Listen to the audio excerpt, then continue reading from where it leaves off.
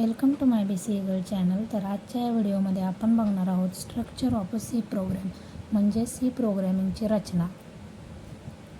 तर सी प्रोग्रॅमिंगच्या रचनेमध्ये 3 main section येतात. त्यामधला पहिला येतो तो म्हणजे डॉक्युमेंटेशन सेक्शन, दुसरा फंक्शन सेक्शन आणि तिसरा सब प्रोग्राम सेक्शन. तर आपण आज सुरुवात करणार आहोत डॉक्युमेंटेशन सेक्शनपासून.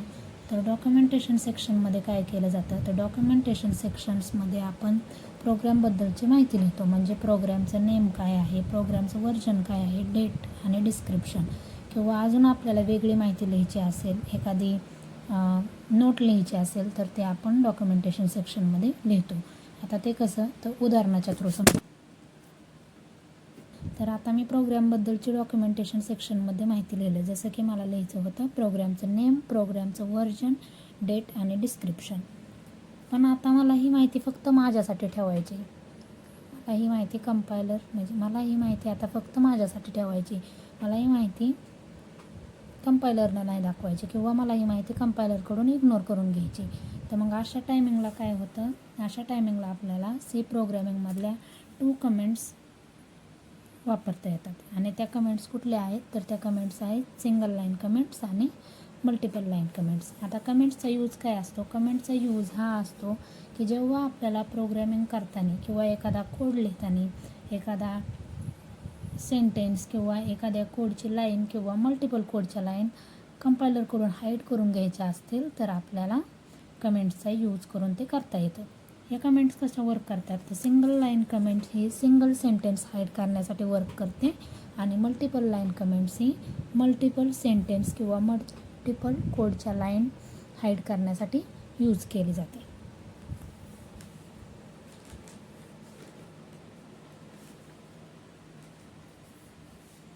एक्झाम्पल अजून एक बघूया आपण.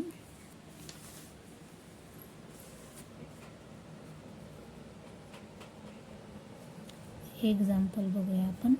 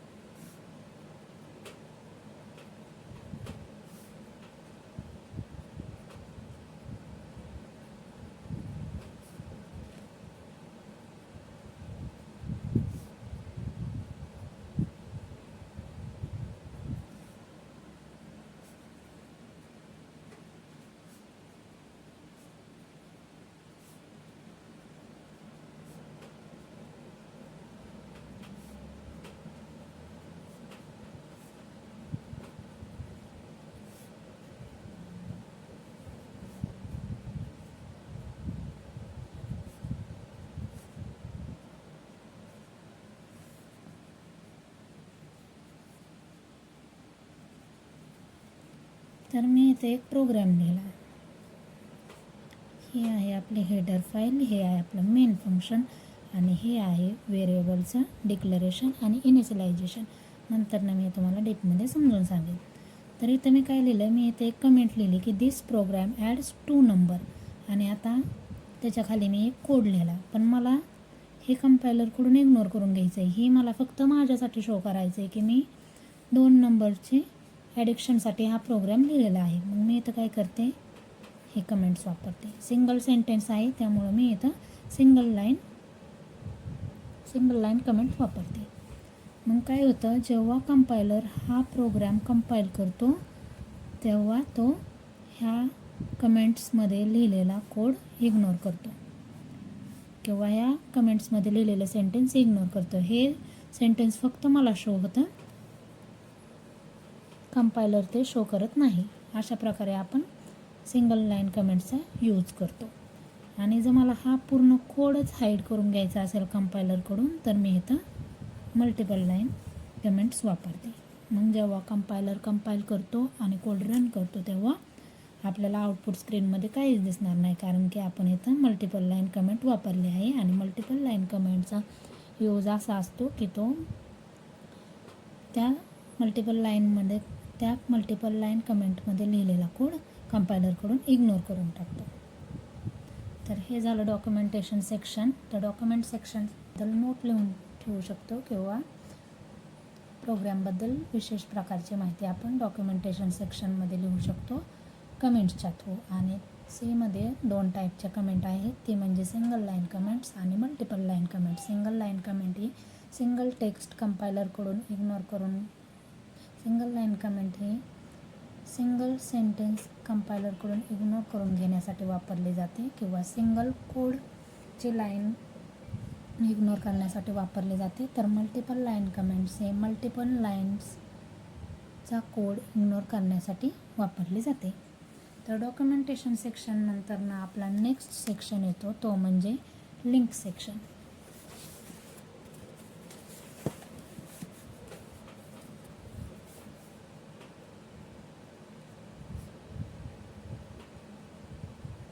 लिंक सेक्शन हा डॉक्युमेंटेशन सेक्शनमधला सब सेक्शन आहे.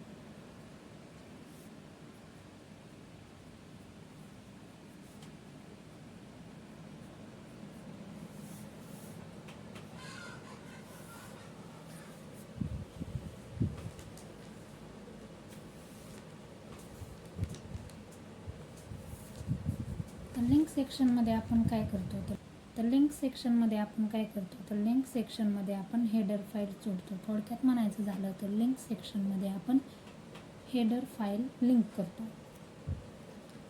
तर लिंक सेक्शनमध्ये हेडर फाईल का लिंक करावं लागते, तर लिंक सेक्शनमध्ये हेडर फाईल लिंक करावं लागते कारण आपल्याला हेडर फाईल्समधील बिल्ट इन फंक्शन्स यूज करायचे असतात. आता हेडर फाईल्समध्ये बऱ्याच प्रकारचे बिल्ट इन फंक्शन्स येतात, त्यांना आपण प्रीडिफायनेड फंक्शनसुद्धा म्हणतो. आणि त्यामधलेच 2 आपले प्रीडिफायनेड फंक्शन्स आहेत, ते म्हणजे प्रिंटएफ आणि स्कॅनएफ.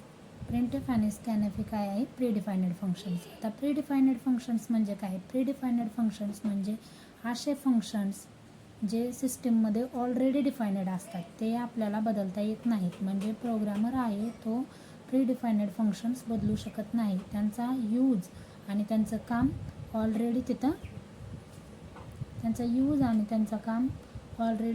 डिफाईन केलेलं असतं. म्हणजे प्रिंटएफ फंक्शनचं जे काम आहे ते तिथं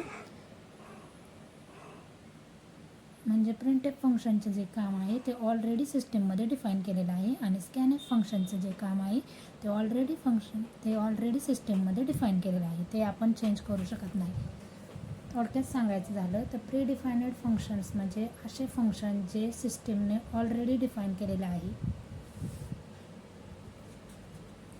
यालाच आपण लिंक सेक्शन म्हणतो. म्हणजे लिंक सेक्शनमध्ये आपण प्रीडिफायनेड फंक्शन यूज करण्यासाठी हेडर फाईल लिंक करतो.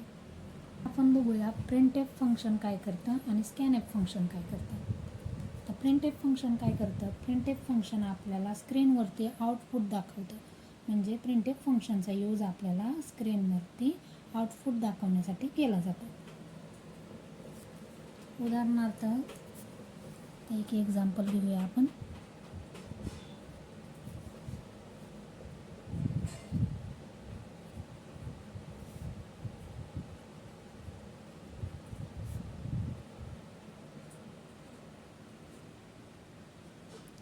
मी इथं प्रिंटएफ फंक्शन लिहिलं आणि प्रिंटएफ फंक्शनच्या आतमध्ये हा हॅलो वर्ल्ड दाखवला. तर प्रिंटएफ फंक्शन काय करतो, प्रिंटएफ फंक्शन त्याच्या आतमध्ये लिहिलेला हा हॅलो वर्ल्ड जेव्हा आपण कंपाईल आणि रन करतो तेव्हा आउटपुट स्क्रीनवरती आपल्याला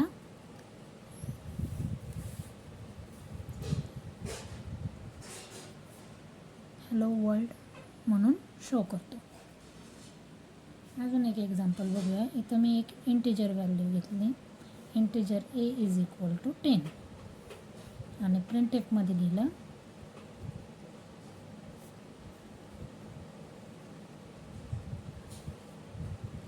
value is equal to %a. तर आपल्याला आउटपुटमध्ये काय शो होणार, तर आपल्याला आउटपुटमध्ये शो होतं व्हॅल्यू इज इक्वल टू 10. तर समजलं असेल तुम्हाला की प्रिंटएफचं काम काय आहे? प्रिंटएफ फंक्शनचं काम असं आहे की प्रिंटएफ फंक्शनमध्ये जेव्हा आपण एखादा सेंटेन्स लिहितो तेव्हा ते आपल्या आउटपुट स्क्रीनवरती शो करतं.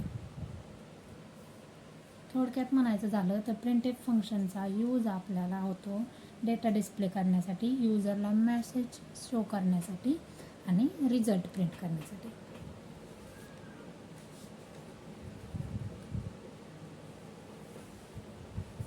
हे झालं प्रिंटएफ फंक्शनचं वर्क. आता नंतरनं बघूया आपण स्कॅनएफ फंक्शनचा यूज. हे आहे स्कॅनएफ फंक्शन.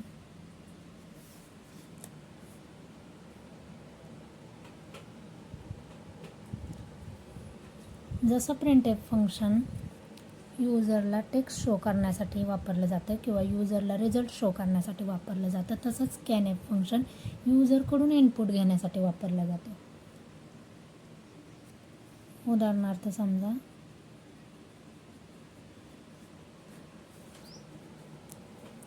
मी इथे एक इंटिजर व्हॅल्यू घेतली, इंटिजर ए, आणि स्कॅनएफमध्ये लिहिलं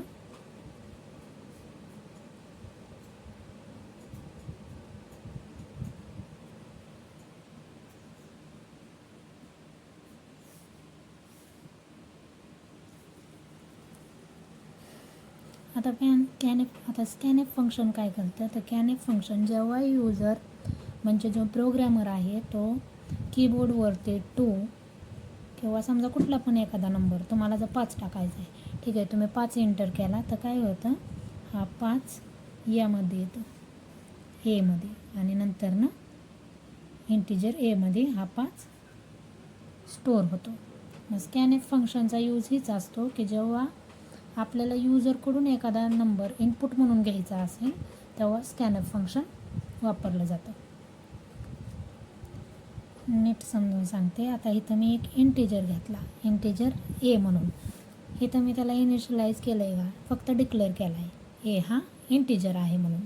मग स्कॅनएफ फंक्शन काय करतं तर इथं ए फक्त डिक्लेअर केला आहे पण इनिशियलाइज नाही केला. आता मला या एमध्ये 10 व्हॅल्यू पाहिजे, पण ते 10 यूजरने एंटर केलेला पाहिजे. मग स्कॅनएफ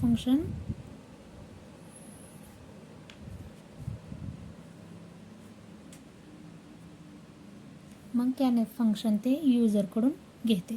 कसं घेतं तर %d आणि ॲड्रेस ऑपरेटर वापरून ए.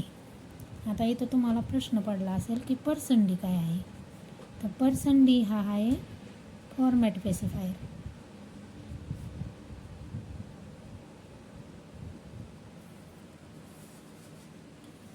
आणि हे जे साइन आहे ते आहे ॲड्रेस ऑपरेटर.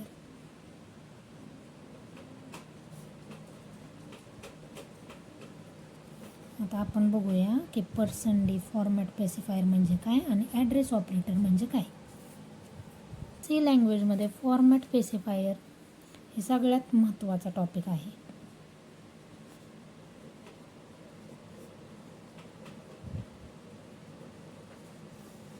तर काय आहे फॉर्मॅट स्पेसिफायर, तर सीमध्ये फॉर्मॅट स्पेसिफायर कशाला म्हणतात, तर सीमध्ये फॉर्मॅट स्पेसिफायर व्हेरिएबलचा डेटा टाईप सांगणाऱ्या सिम्बॉलला म्हणतात. आता समजा इथं मी काय घेतलं आहे %d, इथं मी %d घेतला आहे, हा झाला आपला %d इंटचा सिम्बॉल. नंतर ना %f हा फ्लोटचा सिम्बॉल, कॅरेक्टरचा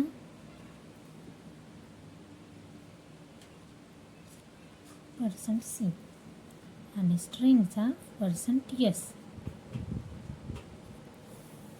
तर फॉर्मॅट स्पेसिफायर. तसंच जर मला कॅरेक्टर व्हॅल्यू वापरायची असेल तर मी ती व्हॅल्यू प्रिंट करण्यासाठी %c वापरणार. स्ट्रिंग व्हॅल्यू प्रिंट करायची असेल मला तर मी %s वापरणार. अशाच प्रकारे मला जर प्रिंटएफमध्ये इंटिजर व्हॅल्यू शो करायची असेल तर मी %d वापरणार.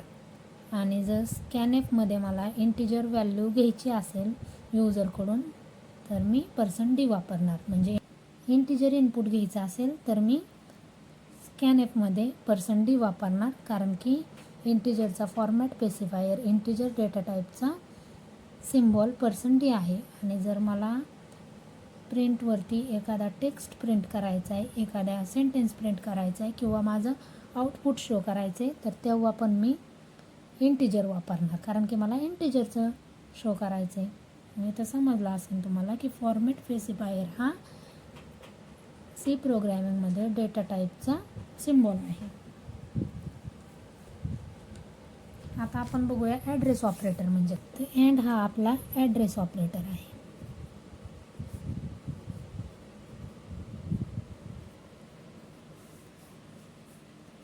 तर ॲड्रेस ऑपरेटर कशासाठी यूज केला जातो, असे ॲड्रेस ऑपरेटर वापरला.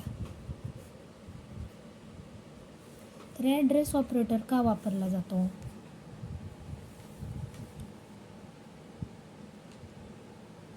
कारण की ॲड्रेस ऑपरेटर हा व्हेरिएबलचा मेमरी ॲड्रेस देतो. स्कॅनएफ फंक्शनला व्हॅल्यू थेट व्हेरिएबलमध्ये ठेवायची असते, म्हणून त्याला व्हेरिएबलचा ॲड्रेस हवा असतो. स्कॅनएफ फंक्शन कशासाठी यूज केला जातो? तर स्कॅनएफ फंक्शन युजरकडून इनपुट घेऊन ते थेट व्हेरिएबलमध्ये स्टोअर करून ठेवण्यासाठी वापरलं जातं. म्हणजे जर मला इंटिजर एमध्ये 5 पाहिजे असेल तर स्कॅनएफ फंक्शन काय करतं, ते 5 डायरेक्ट इंटिजर एमध्ये टाकतो. पण ते इंटिजर एमध्ये कसं टाकतो, तर तो इंटिजर एमध्ये टाकतो ॲड्रेस ऑपरेटरचं यूज करून. कारण की ॲड्रेस ऑपरेटर काय करतो, तर ॲड्रेस ऑपरेटर हा व्हेरिएबलचा मेमरी ॲड्रेस देतो. म्हणजे जिथं व्हेरिएबल स्टोअर आहे तिथला मेमरी ॲड्रेस देतो. आता ए जो मेमरीमध्ये स्टोअर आहे, एची जी मेमरी लोकेशन आहे ते ॲड्रेस ऑपरेटर स्कॅनएफला देतो आणि मग युजरने एंटर केलेला 5 हा डायरेक्ट एमध्ये जाऊन स्टोअर होतो. यासाठी ॲड्रेस ऑपरेटर वापरला जातो.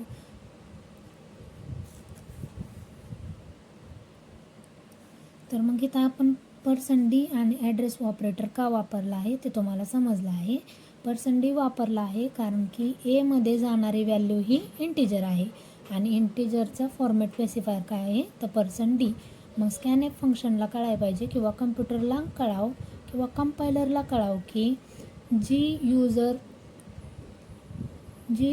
व्हॅल्यू एंटर करतोय ती इंटिजर आहे.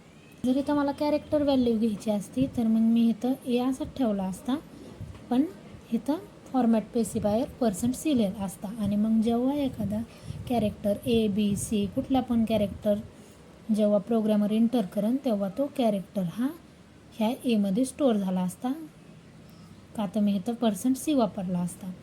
तर मग इथं समजलं असेल तुम्हाला की %d आपण का वापरला आहे आणि हा ॲड्रेस ऑपरेटर का वापरला आहे. ॲड्रेस ऑपरेटर वापरला आहे याची मेमरी लोकेशन देण्यासाठी आणि %d ऑपरेटर वापरला आहे ती %d फॉर्मॅट स्पेसिफायर वापरला आहे, का तर ए ही इंटिजर व्हॅल्यू आहे हे स्कॅनएफ फंक्शनला सांगण्यासाठी किंवा कंपायलरला सांगण्यासाठी. तर इथं समजलं असेल तुम्हाला ॲड्रेस ऑपरेटर हा मेमरी ॲड्रेस देण्यासाठी वापरला जातो, व्हेरिएबलची मेमरी ॲड्रेस देण्यासाठी वापरले जातो आणि फॉर्मॅट स्पेसिफायर हा व्हेरिएबलचा डेटा टाईप सांगण्यासाठी वापरला जातो. तर हे झालं आपलं लिंक सेक्शन. तर लिंक सेक्शनबद्दल अजून एकदा माहिती सांगूया. तर लिंक सेक्शन हे हेडर फाईल लिंक करण्यासाठी वापरलं जातं आणि हेडर फाईल ही लिंक का करावं लागते, तर हेडर फाईल ही लिंक करावं लागते आपल्याला बिल्ट इन फंक्शन्स वापरण्यासाठी, बिल्ट इन फंक्शन्स किंवा प्रीडिफाइंड फंक्शन्स वापरण्यासाठी. प्रीडिफाइंड फंक्शन्स म्हणजे असे फंक्शन जे सिस्टीममध्ये ऑलरेडी डिफाईन असतात, त्यांचा आपण यूज करू शकतो पण त्यांचं कार्य आपण चेंज करू शकत नाही, कारण की ते सिस्टीममध्ये ऑलरेडी त्यांना काम देऊन ठेवलेलं असतं. जसे की 2 फंक्शन्स आपण इथं घेतले, एक म्हणजे प्रिंटएफ आणि दुसरा म्हणजे स्कॅनएफ. प्रिंटएफचा फंक्शन रिझल्ट शो करण्यासाठी वापरला जातो आणि स्कॅनएफ फंक्शनचा युजरकडून इनपुट घेण्यासाठी वापरलं जातं. इथे अजून आपण काय बघितलं, तर इथे आपण अजून बघितलं फॉर्मॅट स्पेसिफायर. तर इथे अजून आपण काय बघितलं, तर फॉर्मॅट स्पेसिफायर म्हणजे काय आणि ॲड्रेस ऑपरेटर म्हणजे काय. तर फॉर्मॅट स्पेसिफायर म्हणजे जे डेटा टाईप्स आपण सी प्रोग्रॅमिंगमध्ये यूज करतो त्यांचे सिम्बॉल, याला म्हणतात फॉर्मॅट स्पेसिफायर. फॉर्मॅट स्पेसिफायर काय करतात, तर फॉर्मॅट स्पेसिफायर शो करतात की आपण कुठला डेटा टाईप यूज करतो आहे. इंटिजर यूज केला तर इंटिजरचा फॉर्मॅट स्पेसिफायर आहे %d. फ्लोट यूज केला तर फ्लोटचा फॉर्मॅट स्पेसिफायर आहे %f. हे फॉर्मॅट स्पेसिफायर प्रिंटएफ फंक्शन किंवा आपल्या कंपायलरला सांगतात की युजरने एंटर केलेला डेटा किंवा युजरने एंटर केलेलं इनपुट, युजरने वापरलेल्या व्हॅल्यू ह्या कुठल्या डेटा टाईपच्या आहेत, इंटिजरच्या आहेत की फ्लोटच्या आहेत. नंतर ना आपण बघितलं आपला ॲड्रेस ऑपरेटर. ॲड्रेस ऑपरेटर काय करतो तर ॲड्रेस ऑपरेटर स्कॅनएफ फंक्शनमध्ये यूज केला जातो आणि ॲड्रेस ऑपरेटर हा काय करतो, जी व्हॅल्यू एंटर केली आहे किंवा जो व्हेरिएबल ज्या लोकेशनला आहे त्या लोकेशनचा मेमरी ॲड्रेस देतो स्कॅनएफला. का तर स्कॅनएफ फंक्शनला व्हॅल्यू थेट व्हेरिएबलमध्ये स्टोअर करून ठेवायची असते आणि ती थेट व्हॅल्यू व्हेरिएबलमध्ये स्टोअर करून ठेवण्यासाठी ॲड्रेस स्पेसिफायर त्याला ॲड्रेस ऑपरेटर त्याला मेमरी लोकेशन देतो किंवा मेमरी ॲड्रेस देतो. आता